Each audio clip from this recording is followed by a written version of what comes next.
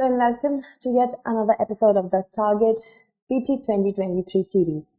Today we are going to talk about the most demanded topic, that is how to prepare current affairs for UPSC examination. This topic is very important for you to understand because now as we see the prelims as well as the mains paper, there has been an interlinking of current affairs from your GS plus factual information is also very important. So we will target that. In today's episode, we will learn many things. First of all, how to start the preparation of current affairs. Secondly, what is the pattern of question that comes with respect to current affairs, both in prelims and mains. Another very important part of this segment is going to be the sources, plus how to manage those sources and how to utilize Drishti IAS YouTube channel for preparation. Because there are myriad of topics that we flash daily, it is important for you to understand what kind of topic is in which category so that you can give that amount of time to the particular segment, okay, as well as particular topics.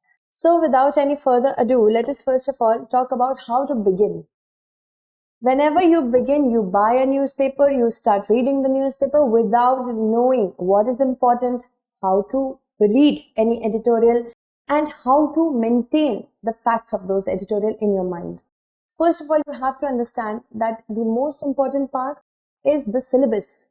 The syllabus of GS Mains Paper 1 with respect to geography as well as a bit part of history is important. GS Mains Paper 2 and 3 are completely, you can see, based on your current affairs and interlinking of the current affairs from the basic GS information that you will get from the important NCERT books and GS books, standard books. Previous year paper is very important to understand the pattern of the question for both pre and mains. Until and unless you know what is important to read, you will read everything which is not even important from the perspective of your pre and mains examination. First, mug up the syllabus very well. Understand the syllabus very well, specifically if we talk about the mains, because pre's syllabus is very wide. But if you will prepare holistically and comprehensively for both mains and pre, it will get easier for you to understand which current affairs are important and which are not. And of course, previous year's papers are very important.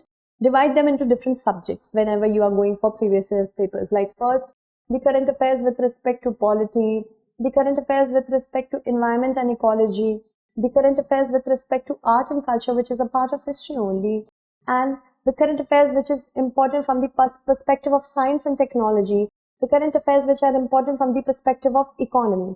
Okay, so these are the divisions that you can do. Now let's move ahead and look at the strategy to prepare for current affairs when it comes to prelims examination. First of all, I would definitely suggest go for holistic preparation. But if I have to categorize, then I have to draw it down to two parts. First, the factual information that is important from the perspective of prelims, and second is the conceptual, because it might be possible that you get facts plus conceptual both in your paper. So let us first of all have a look at the kind of questions when it comes to facts. For example, this is a question from UPSC Prelims 2022. Which one of the following lakes of West Africa has become dry and turned into a desert? The correct answer was option B, Lake Pagibine. So this lake was much in the news. And this is not conceptual, this is purely factual. You know it, you do not know it, just skip this question and move on, don't take any risk. Second, another important factual question is, again from UPSC 2022, the term Levant, often heard in the news, roughly corresponds to which of the following regions? And actually was the region along the eastern Mediterranean shores, that is option A. So these are the regions which have been in the news. This kind of questions we might come across in our News on Map series as well. So watch that also. Moving ahead now, this is a question of UPSC 2022. Whatever paper questions question papers we are seeing today is UPSC 2022 only. With reference to Ayushman Bharat, the digital mission, consider the following statements. Statements have been given in the form of features and you have to select it. We have covered this news in our in-news series with respect to Ayushman Bharat, the digital mission only, in which the features have been given. If you've watched this, you can easily answer this question. This is the in-news series.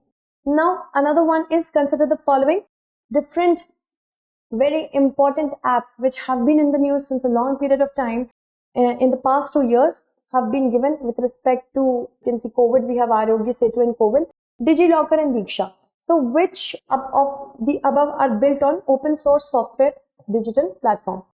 If you know what is open source software, then you can easily answer this question. We have covered open source software in the GitHub. GitHub is an open source software. Again, in the in-depth also, Wikipedia is an open source software, so we have covered that as well. If you watch these segments in depth, in news, in focus, you will get very well versed with what the conceptual understanding of this particular paper is and what are the factual importance also. Now, another one is climate action tracker. These are one-liners basically. So, climate action trackers, which monitors emission reduction pledges of different countries, is a what? So, these are the options that are given. This is also purely factual in nature. Moving ahead, now let's talk about this one. This one was factual plus conceptual. Okay. Then comes another very important factual question. In the context of WHO air quality guidelines, consider the following statements. The statements have been given. That means first you can see the guidelines with respect to the revision has been given, and also there is a concept. Excessive ozone in the air can trigger asthma. So this is conceptual. Okay. This is factual, and this is of course conceptual, the fourth part of it. So you can answer this question if you have watched the in news series WHO revises air quality norms. This has been, you can see a straight question from that. The concept based, you can see this question. We have covered the US Federal Reserve's tightening monetary policy in today's in news. So you can watch that as well. Consider the following statements. Tight monetary policy of US Federal Reserve could lead to capital flight. Then capital flight may increase the interest cost of firms with existing external commercial borrowings. Devaluation of domestic currency decreases the currency risk associated with it, with ECBs. If you know what is the basis of US Federal's tightening monetary policy, you can easily answer this question. That means you have to understand the concept, the motives behind the tightening of the monetary policy by the US Fed, then only you will be able to answer this question. Alright, now if we talk about mains, how you have to prepare for mains current affairs, first you have to understand the conceptual part of it. The base GS, if it is clear, then reading any editorial will be important. That means if you are reading any editorial with respect to suppose Uniform Civil Code, if you're not clear what is a Uniform Civil Code, if you have not seen it in the NCERTs or standard books, then you can never understand what is the conceptual and analytical part. What are the pros and cons of Uniform Civil Code? What is the necessity of Uniform Civil Code? What are the disadvantages of it? So once you are clear with your basics, then only you can build on it with the help of editorials. Okay. Then analytical and conceptual is clear. Facts and data, these are the sprinklers. Sprinklers as in these are the brownie points. It might not be possible for you to remember every data and every fact. But if you have revised it time and over again, you will be able to sprinkle it. That means if you have built your answer structure very well, I'm talking about mains answer writing, then only you can attach facts and data and try to write approximately 40%. Even if you are not very clear about the data, if you write approximately, this will get you brownie points. So the examiner will get a mindset that you know what you're talking about. You are not just making up stories. So this is what you have to revise, and then only you will come across. Now moving ahead, let's talk about certain mains papers, mains question papers. This is from UPSC GS mains paper second. Discuss the possible factors that inhibit India from enacting for its citizens a uniform civil code as provided for in the directive principles of state policy. Now again, this is a very beautiful amalgamation of static information, that is what is uniform civil code, in which article of the uniform DPSP is it given. First of all, define that. And here it is talking about discuss the possible factors that inhibit India. That means the prohibitions that India has, the challenges, if I have to be very clear, the challenges that India is facing with respect to implementing the UCC. Even though it is given in our constitution, even though the Supreme Court has told the union to, start implementing it, but still there are certain challenges, then only it is not being able to implement it. So what is the reason behind it? This you can come across through first, editorials. Editorials are important. Secondly, If you watch our Drishti YouTube channel, the analytical portion of it will also be answered. For example, explained Uniform Civil Code. Here I have covered everything with respect to challenges, the advantages, disadvantages. You can go through this and you can get a clear concept. You can read the editorial and then watch this. A more robust understanding will be built. Okay. Then the concept of cooperative federalism has been increasingly emphasized. Okay. In recent years, highlight the drawbacks in the existing structure and the extent to which cooperative federalism would answer these shortcomings. Very clearly, if we have to break it down, first of all, we have to understand what is the concept of cooperative federalism. That means you must know what is cooperative federalism, a definition, layman definition, and a definitive definition of it. As it has been increasingly emphasized, that means it is in the news. That means it is current affairs. Then highlight the drawbacks in the existing structure, the challenges in federalism, why the current regime or any regime is becoming more unitary in structure. What are the, you can cite what? You can cite certain laws which are centralizing in nature. You can talk about certain, schemes which are very centralizing in nature. You can talk about the center encroaching in the state list. There are three lists: union, concurrent, and state lists. You can talk about the center encroaching in the state list or the overpowering nature of it in the concurrent list of the 7th schedule of the constitution, and then you can write a good answer. And of course, we have to also answer what are the answers to the current issues shortcomings or the shortcomings. That means you have to write positive points about cooperative federalism. Again, you can cite examples with respect to what initiatives have been taken by the union and the state governments that gives a boost to cooperative federalism. For that, you have to understand what is federalism. So, mind map for UPSC is a very good answer to this, along with in news here. So, if you have watched these, you can answer this question very easily. Then examine critically. That means you have to be critical here. Remember, you have to write the issues related.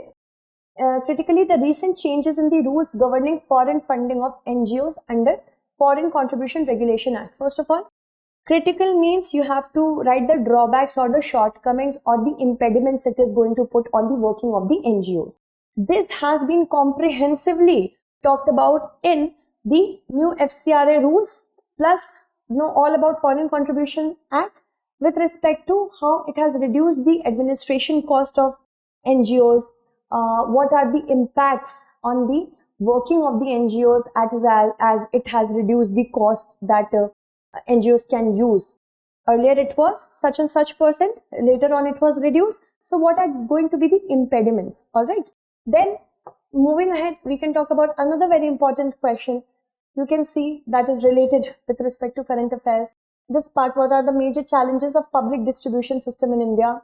How can it be made more effective and transparent? This can be static plus current affairs oriented. So mind map for UPSC again has told you about public distribution system. If you watch this, you can easily and comprehensively answer this question. Now, do you think India will meet 50% of its energy needs from renewable energy by 2030? This question was, of course, because India has increased or revised its nationally determined contribution under the Paris Agreement. So this was current affairs last year. That is why this question has been asked. How will the shift of subsidies from the fossil fuels to renewable help achieve the above objective? So this is a very clear-cut question that has been asked from current affairs. Now, another important ones are, what are the different elements of cyber security? This is another very important question with respect to GS Mains Paper 3. Keeping in view the challenges on cyber security, examine the extent to which India has successfully developed a comprehensive national cyber security strategy. A very good, we can talk about this particular segment of news, rise in cyber security threat. Here also I have covered the comprehensive part of it. What are the challenges? What is the current strategy that the government has, not only with respect to the nascent stage of it, but also to the advanced stage of it. Apart from that, there is also one question with respect to Naxalism, which is Maoism in India. It is a social economic developmental issue manifesting as a violent internal security threat. In this context, discuss the emerging issues and suggest a multi-layered strategy. So this has again been very comprehensively covered in news only of last year, Maoism in India, which is synonymous to Naxalism only. Now moving ahead, let's talk about the sources. How to have a group of integrated sources. First of all, you can talk about one English daily. It can be The Hindu or it can also be Indian Express. Okay. And here you have to ensure that you read very well the editorials. Okay. And ensure that you do not take more than 30 to 45 minutes when you cover editorials. You don't have to read every editorial. You have to read an editorial which is important from the perspective of your syllabus and examination. So try to read that. Every editorial is not important. So keep in mind, if you're a beginner, it can take you 2 to 3 hours. It's okay because your reading speed might not be that good as other veterans are. But if you read continuously and consistently, you will be able to finish your newspaper editorial paper in 2 to 3 hours. And trust me, there is no other, you can say, a shortcut of reading an editorial. Reason is that it makes you understand the opinion of others. Plus, you can develop your opinions. You can question those opinions by having a balanced approach whenever you are going to read editorials. First that, Indian Express's explained section, we covered it in our many segments. Plus, if you read it, that is also good. Even the Hindu's explained section is good. You have to go with one daily compilation, Drishti IAS's English website. You can go through the daily compilation of it. It will take you just 15 to 20 minutes or even 30 minutes I can at max say. Now, one monthly compilation could be helpful. It can range from Drishti IAS's Current Affairs DCAT magazine and any other magazine if you are okay with it. Then, of course, very important, IAS YouTube channel. Now, here you have to manage your sources smartly. For English daily as in The Hindu or Indian Express, just read the editorials, trust me, just read them. Don't read anything else apart from the editorial. That might take 30 to 45 minutes. Explain section, 2 to 3 explain sections are important per day. 2 only, it could be very helpful. If you skip that also, we will definitely cover in our In Focus In-Depth in News series. Don't read that because explained, I have read explained. It is good, very good, but if you need a more comprehensive understanding, we take many other sources and then attach it. So, in our In News and Focus in Depth series, we cover that. Done. This could take you like 15 to 20 minutes. One daily compilation. Why am I telling you to read only the editorials? Because if you read daily compilation, you will definitely come across those articles which are given in the Hindu and the Indian Express. Why waste time? Why read it twice? Why read it twice? Revision is a good strategy. Then whatever daily compilation you have read, it will definitely reflect in the monthly compilation. So you get me? Revision has been done by this. Okay, and plugging of the gaps have also been done. Explain section is good for the basic understanding. But to build the opinion, editorial section is important.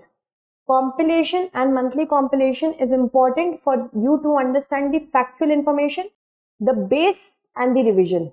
Okay, and then top it off with Drishti IAS's YouTube channel. This can take you just 2 to 3 hours, not more than that. And just 2 to 3 hours of current affairs, devotion to current affairs on a daily basis. This can range from 2 to 3 hours. Again, I am saying, should not go beyond 3 hours. 2 to 3 hours is enough. 2 hours best, 3 hours considerable if you have enough time. But if you don't have enough time, if you are a job goer or if you are a person who is also having college, then you can definitely skip daily compilation. Let me tell you why. And explain section. Because daily compilation and explain section will be covered in Drishti IAS YouTube channel. By our latest update program, you will get the factual information. To the point also is very good for factual information. We also have the conceptual plus the factual that I will also come across. Okay. So I hope you have understood this part. So whenever we are going for current affairs, what do we have to look for? If there is any feature with respect to government scheme and James Webb Space Telescope, or some other sort of, you can say, understanding, conceptual understanding, first you have to look at the features of it. What are the features of anything that you are studying? What are the pros of that? What are the cons of that? The benefits and the disadvantages. Impacts. Are there going to be any impacts on India? Advantages of any move of the government. Disadvantage. Disadvantage will be providing you critically analyzed part. Okay. Pros and cons will be the discussion part. This again, arguments for and against are again your evaluation, discussion, criticism part. And then data. Data is very helpful. If you have to get extra points, data is going to be very helpful. For whatever important information with respect to data is going to be there, do the note making process. Okay. Now, if we talk about how to use Drishti IAS's YouTube channel, we have myriad of programs. For factual information, you can rely on these. To the point, it's going to give you features. Latest update is going to give you the information for those questions which are factual in nature. Today's GK, 10 questions on a daily basis, amazing compilation we have from the daily program. News on Map is going to provide you information with respect to different places that have been in the news, and it will be iterated into your minds with the help of map visualization. This is a weekly program, okay, and all these are daily programs. Okay, News on Map is a weekly program. I cover that. Moving ahead, now if we talk about the conceptual, analytical and factual points. In news, in focus, in depth, if you cover these three, just 1 hour daily, you have to give. That is also what I'm saying, that just give enough time to the current affairs with respect to conceptual part. Just give enough time to these three. You're done for the conceptual analysis and factual. So this is conceptual, analytical plus factual. Current news bulletin is a compilation of 7 days that is provided to you on a weekly basis. That is also very good for factual and conceptual both. And around the world is a beautiful series that we have for information of foreign international relations and the impact of international occurrence on India.